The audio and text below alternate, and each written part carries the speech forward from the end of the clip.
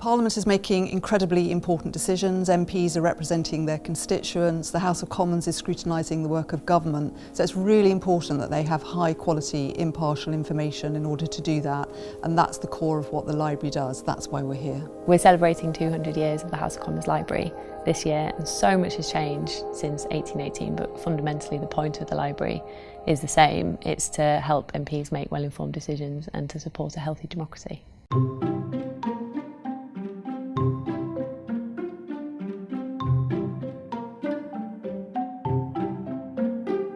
It's very often something that's robust and reliable, like the House of Commons Library, that provides people with the confidence to really go forward with their theory or the point that they're trying to make in the chamber. I've discovered from the House of Commons Library that, according to the House of Commons Library, analysis by the House of Commons Library. As a new MP and somebody who's not been in the political world for a long time, I'm always nervous of looking stupid or saying something wrong. So I spend an awful lot of time in the library reading, getting access to the briefing papers that they do, which are excellent, but also asking questions as well, because they've got an awful lot of knowledge of history, of things that happened way before I came here. Our brilliant experts in the library. I never like to ask a question unless I know more than the person who's got to answer it. And the library briefings help me do that, as well as, of course, the staff in the office.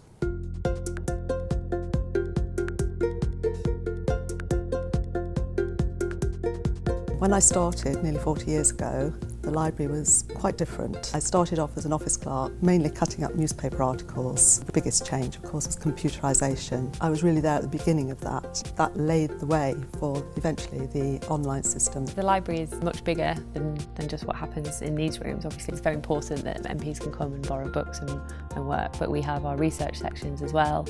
We have librarians and information professionals marshalling all the information that they need. One of the things that really gives you a lot of satisfaction working in the library is providing something to an MP, and then you open the newspapers or read online or see them on the television using what you've done. And their research is excellent. It's non-party political, it's factual. You develop a rapport, and that's one of the ways in which library researchers get to know how to give the MPs what they need. When I arrived, there were a lot of women in the library.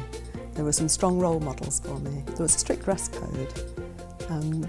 Women were not allowed to wear trousers. That only gradually came in on Fridays. We were allowed to wear them on Fridays. Quite often, a Member of Parliament will ask me something that relates to statistics that they've received from a researcher in the library. So obviously I know then it's a trusted source, but equally, quite often my reply will use statistics also sourced from the library.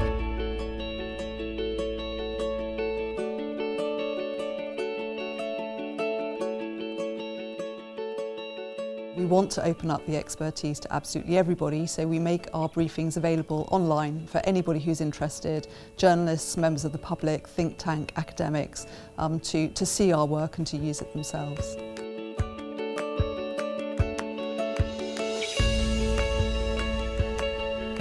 I would hope that MPs and their staff have even more analysis and evidence and insight available at their fingertips. Who knows what Parliament's going to be like in 200 years? I hope it will look pretty much as it does now, but without the mice. But I hope it doesn't change too much, because sat in the rooms itself, that sense of history is unique. The House of Commons Library will still be there, really making sense of the world and telling it like it really is.